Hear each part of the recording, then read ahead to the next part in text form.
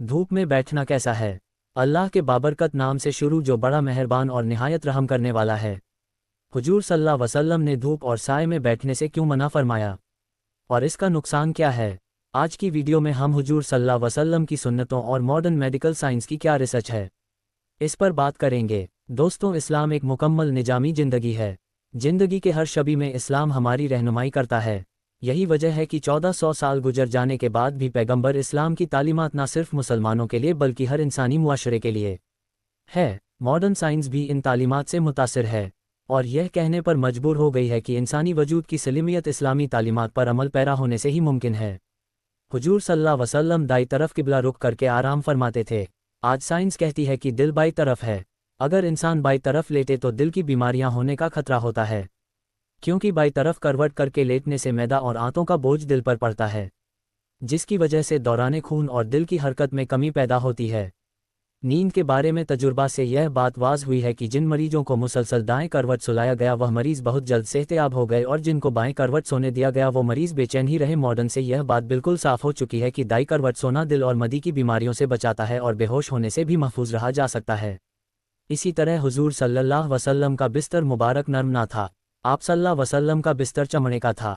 हजरत उमर से मरवी है, उन्होंने कहा कि मैं एक मर्तबा हुजूर सल्लल्लाहु अलैहि वसल्लम की खिदमत में हाजिर हुआ तो आप एक बुनी हुई चटाई पर आराम फरमा रहे थे। आपके पुश्ते अनवर और उस चटाई के दरमियान कोई बिस्तर ना था। चटाई के निशान आपके पहलू पर जाहिर हो रहे थे।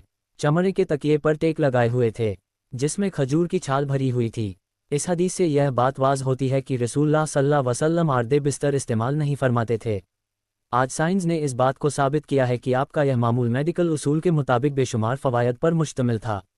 साइंस माहरीन ने अपनी रिसर्च में आरामदेह बिस्तर के नुकसान कुछ इस तरह बयान किए हैं कि जब एक चुस्त और चलता फिरता इंसान आरामदेह बिस्तर इस्तेमाल करता है तो उसके जोड़ ढीले पड़ जाते हैं, वो ज़िंदगी के आम मालात में सुस्त हो जाता है।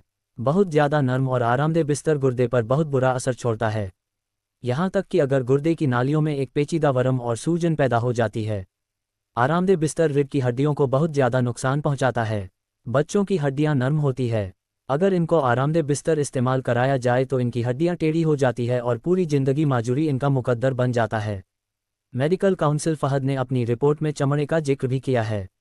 इनका कहना है कि चमड़े का बिस्तर बवासीर, कमर का दर्द, आसाबी कमज़ोरी और जोड़ों के खिंचाव का वाहिद इलाज है। इसी तरह नबी अलैहिस्सलाम ने धूप और साए में बैठने से मना फरमाया। दोस्तों, इंसान को सूरज की बहुत सख्त ज़रूरत है, इसलिए अल्लाह ताला ने कायनात की एक मखलूक सूरज को बनाया। इंसानी ज़िंदगी में इसके बेशुमार फ़ायदे हैं। इनमें से एक अहम फ़ायदा धूप हासिल करना है। ये धूप इंसानों के साथ साथ तकरीबन तमाम मखलूक़ात की ज़रूरत है। इंसान के अक्सर कामों का दारोमदार धूप पर ही है। इस धूप से हमें दूसरे कामों के अलावा जिस्मानी फ़ायदे भी मिलते हैं, मगर इन सारे फ़ायदों के होते हुए भी मेडिकल साइंस के धूप में सोना नुकसानदेह करार दिया है। हालांकि इस्लामी मेडिकल में धूप में सोने की कोई मलत या नुकसान का कोई जिक्र नहीं। अलबत्ता धूप और साए के दरमियान बैठना और सोना इस्लाम में मना है। हजरत बुर्दा से रिवायत है कि नबी अलैहिस्सलाम ने धूप और साए के दरमियान बैठने से मना किया। इसी तरह सुन अबू दाऊद में एक रिवायत में है कि नबी सल्लल्लाहु ने इरशाद फरमाया कि जब तुम में से कोई धूप में हो और वो सिमट के बाज हिस्सा धूप में हो और बाज हिस्सा साए में हो तो खड़ा हो जाए, यानी वो जगह को छोड़ दे। धूप में निकलना, इसमें बैठना और खुसूसन सर्दी के मौसम में धूप में लेट जाना ये एक फितरी अमल है, लेकिन हदीस की रोशनी में धूप और साई के दरमियान बैठना या लेटना मना है। हदीस में मनात आई है, इसमें अहले इल्म के दरमियान कुछ खिलाफ है, लेकिन राज और सही बात यह है कि यह मुमान अदब के जुमरे में है, इसलिए इसको करा यानी नापसंदीदा अमल माना जाएगा, हराम नहीं, क्योंकि हराम अमल मानने के लिए कोई सही दलील होनी चाहिए। गोया धूप और साए के दरमियान बैठना मकरूह है, हराम नहीं। आधा धूप और आधा साए में बैठना, इसका ये मेडिकल नुकसान बताया जाता है कि इस तरह करने से इंसान की खून की गर्दिश में फ़र्क आ जाता है, यानी जो हिस्सा धूप में होगा इसमें खून की गर्दिश तेज होगी और जो हिस्सा साए में होगा इसमें खून की गर्दिश स्लो होगी।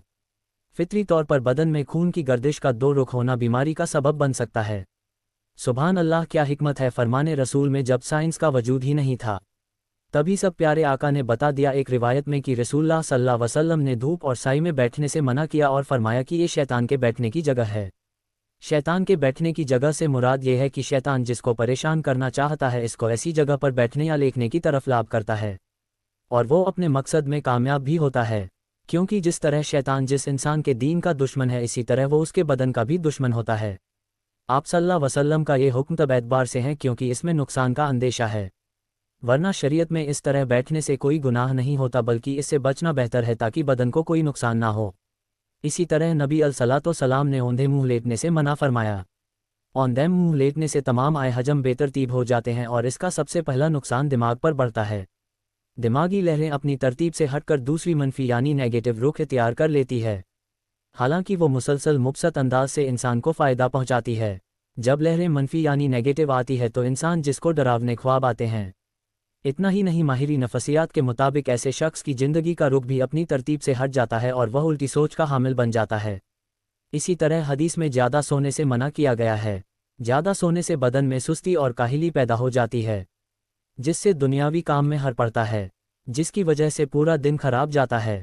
زیادہ سونے سے مرگی، سٹریاں اور بدخوابی کے مرض میں جاتی ہوتی ہے۔ زیادہ سونے سے آنکھوں کی بیماریاں جنم لیتی ہیں۔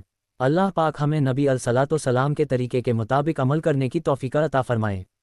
ساتھیوں، ویڈیو اچھا لگا ہو تو ایک لائک ضرور کریں اور دوسرے لوگوں کو بھی اس ویڈیو کو ضرور شیئر کریں تاکہ آپ کے لیے ذخر آخرت بن جائے، اور اگر آپ ہمارے چینل پر نئے ہیں تو ہمارے چینل کو فالو کر لیں۔